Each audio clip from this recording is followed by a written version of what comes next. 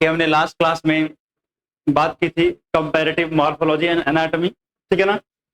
तो comparative morphology and anatomy के अंदर हमने होमोलोगस ऑर्गन और एनालोगस ऑर्गन देखे थे, और वो पेपर में पक्का आएगा, ध्यान रखना। आज हम जो बातें करने वाले हैं वो पेपर ऊपर में नहीं आते हैं, पता है, हम मजे मजे में बातें करेंगे, ठीक है। तो टॉपिक है हमारे पास एम्ब्रियोलॉजिकल एविडेंस। क्या नाम है? एम्ब्रियोलॉजिकल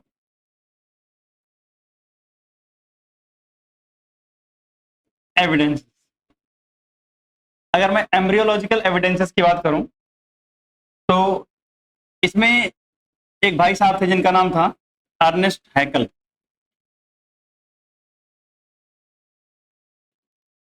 ये जो हैकल भाई साहब थे, इन्होंने एक लॉ दिया था, उनके लॉ का नाम था बायोजेनेटिक लॉ। बायोजेनेटिक लॉ, या इसको बोलते हैं recapitulation theory. Recapitulation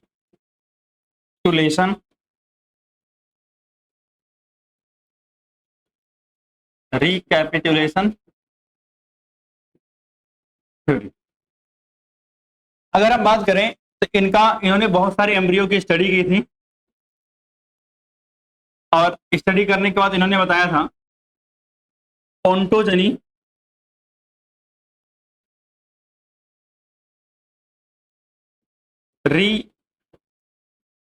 रिकैपिटुलेट्स phylogeny. ओंटोजनी रिकैपिटुलेट्स phylogeny. कहने का मतलब क्या हुआ?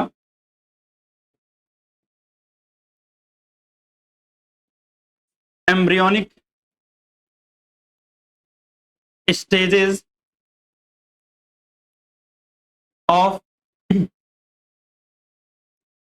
an organism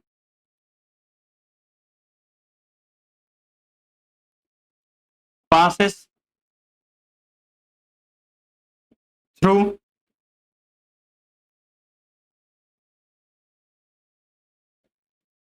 the adult stage of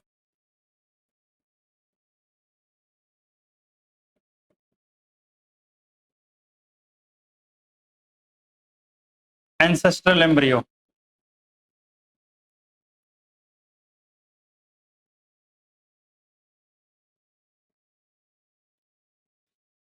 इनका कहना था कि हमारी जैसे ह्यूमन है, तो ह्यूमन की एम्ब्रियो जो है हमारे कहाँ से, पीसेस से, एम्फीबियन से, तो कह रहा है उनके एम्ब्रियो से पास होते हुए जाएगी। और अगर मैं बड़े सिंपल शब्द में बोलूं तो इन्होंने एग्जांपल दिया था जैसे presence of pharyngeal gill slit. Presence of pharyngeal gill slit मतलब आपको पता है कि जितने भी कॉर्डेट्स हैं उनके अंदर क्या होता है, पैरेंजियल गिल स्लिट होते हैं, पोस्ट एनल टेल होती है। तो कहने का मतलब ये कैरेक्टर लगभग सबके एम्ब्रियो में मिलते हैं, वो कैरेक्टर लगभग सबके एम्ब्रियो के अंदर मिलते हैं। लेकिन आपको पता है ये थ्योरी उन्होंने दी थी, तो उसके जस्ट बाद ही एक आए थे जिनका नाम था वॉन बेयर। क्या नाम था? Von bear. वॉन बेयर ने क्या किया? Study the embryo of different organism, study the embryo of different organism and disproved biogenetic law. Biogenetic law मतलब इस लॉ को रिजेक्ट कर दिया भाई, ठीक। तो बस आपको ये पता होना चाहिए अर्नेस्ट हैकल और वॉन बेयर ये कौन कौन है और किसने डिस्प्रूव किया, किसने दिया, वगैरह वगैरह। इसको अगर मैं बात करूं तो एक चीज यहाँ देखो ध्यान से, ये मैंने एम्ब्रियो बनवाया है बहुत सारे लोगों की, जिसमें अगर आप देखो तो ये फिशेस के एम्ब्रियो है, और ये एम्फीबियन के एम्ब्रियो है, फिर आपको इधर रेप्टाइल्स के एम्ब्रियो दिख रही है, बर्ड्स के एम्ब्रियो दिख रही है, और मैमल्स की। अगर आप देखो तो इनिशियली कुछ ना कुछ सिमिलरिटीज तो दिखती हैं, एग्जैक्टली सेम तो नहीं होता है, लेकिन जैसे जैसे आगे जाओगे तो क्या हो जाएगा, यूनिकनेस एम्ब्रियो के अंदर आती चली जाएगी। इस लॉ के अंदर सब कुछ बढ़िया था, बट इन्होंने कहा कि जैसे अगर मान लिया मैमल्स हैं, तो मैमल्स की एम्ब्रियो जो दूसरे एनिमल यानी एंसेस्टर हैं, फिश हैं, रेप्टाइल्स हैं, बर्ड्स हैं वगैरह, इनके एम्ब्रियो के जैसे दिखाई देगी। कौन से एम्ब्रियो के जैसे? एडल्ट एम्ब्रियो के जैसे। तो भैया मैमल्स की जितनी भी एम्ब्रियो है कहीं भी तो एडल्ट से सिमिलर थोड़ी है। कहाँ आपकी इसकी एम्ब्रियो इसके एडल्ट की तरह दिख रही है, मछली की तरह? तो ये सिमिलरिटीज नहीं मिलती हैं। इसीलिए जो वॉन बेयर थे उन्होंने आगे चल करके ये थ्योरी क्या कर दी थी? रिजेक्ट कर दी थी। तो एक बार इस पर नोट डाउन करो, फिर आगे चलता हूँ।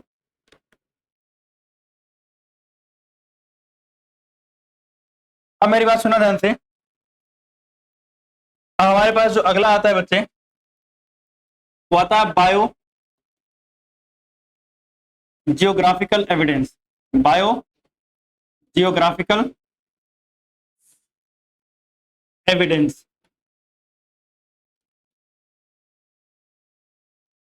सिंपल शब्दों में, अर्थ के अलग अलग कोने पर अलग अलग टाइप के फ्लोरा एंड फौना। अच्छा, फ्लोरा एंड फौना समझते हो?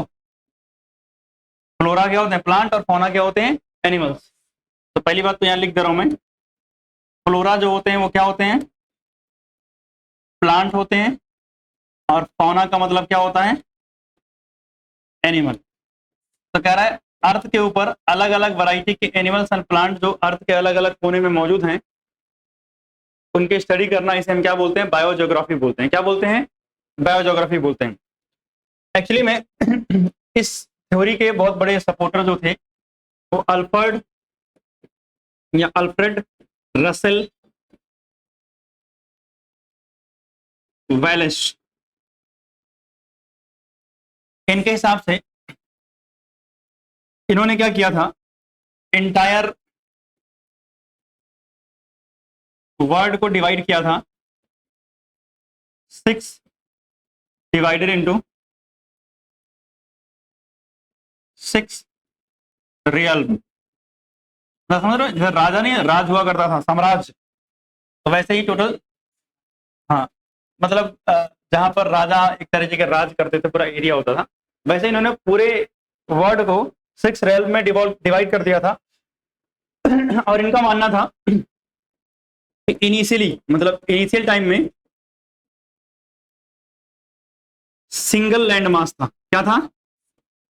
सिंगल लैंड मास प्रेजेंट था। सिंगल लैंड मास प्रेजेंट था, मतलब कोई डिवीजन वगैरह नहीं था, इतने सारे कॉन्टिनेंट वगैरह नहीं थे। तो कह रहा था इनिशियली क्या थे भैया? सिंगल लैंड मास था। और हुआ क्या था कि भैया हुआ था कॉन्टिनेंटल ड्रिफ्ट। क्या हुआ? कॉन्टिनेंटल ड्रिफ्ट हुआ। तो कॉन्टिनेंटल ड्रिफ्ट जब हुआ, तो ड्यू टू कॉन्टिनेंटल ड्रिफ्ट ये जो सिंगल लैंड मास को क्या हो गया? डिवाइडेड इनटू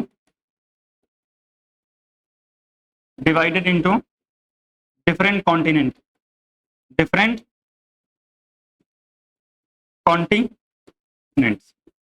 अलग अलग कॉन्टिनेंट्स के अंदर डिवाइड हो गया है पूरा लैंड मास। हाँ, अब मेरी बात सुनो ध्यान से। और कुछ बातें आती हैं, जैसे इन्होंने बोला कि जो साउथ अमेरिका था, यानी जब अलग अलग कॉन्टिनेंट बने थे, तो साउथ अमेरिका के अंदर कुछ एनिमल्स मिलते थे। Animals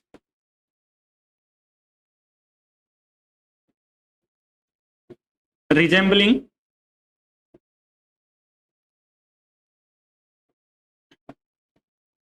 horse, rabbit, bear, etc present. यानी नॉर्थ अमेरिका के अंदर, सॉरी साउथ अमेरिका के अंदर इनिशियली कई सारे एनिमल जो हॉर्स की तरह, रैबिट की तरह, या भालू की तरह, बियर की तरह दिखते थे, ये सब मौजूद थे। लेकिन जब नॉर्थ अमेरिका ज्वाइन हुआ साउथ अमेरिका के साथ, व्हेन जो साउथ अमेरिका था वो किससे ज्वाइन हुआ? नॉर्थ के साथ।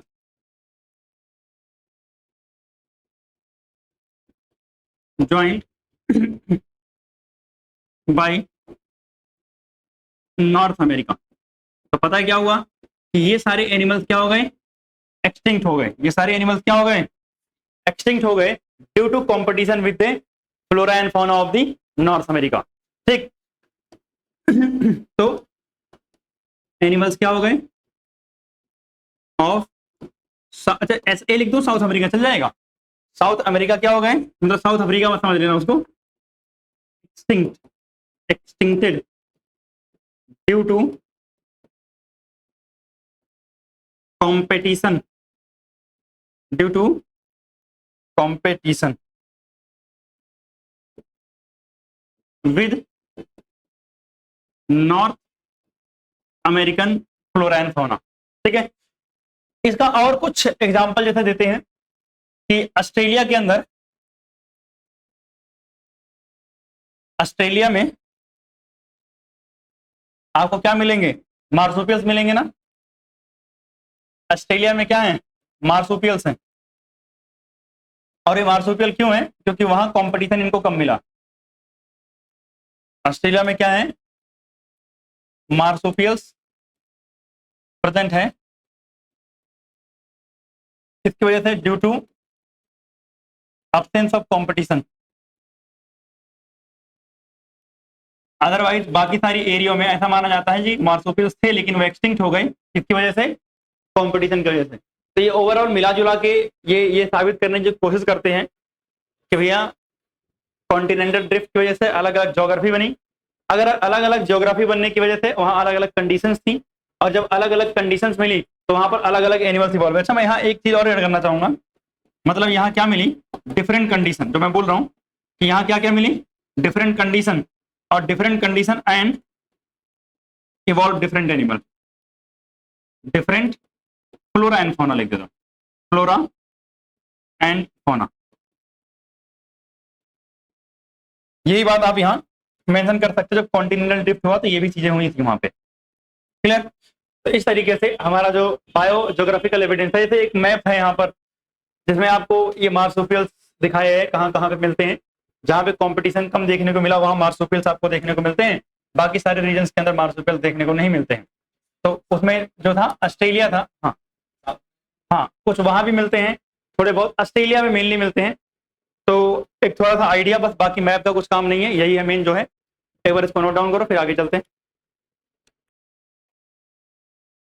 इसमें थोड़ा गैप बढ़ा देते हैं। हाँ, ठीक, अब तो ठीक है। हाँ तो वो थोड़ा गैप कम हो जाने की वजह से दिक्कत ऐसी हो गई थी।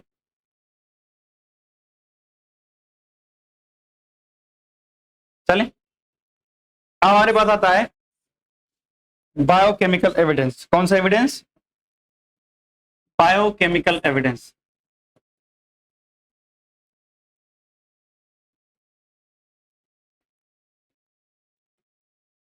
अगर बच्चे मैं बायोकेमिकल एविडेंस की बात करूं तो ये ऐसे एविडेंस हैं, जैसे अगर हम बात करें similarities in protein structure and gene performing function.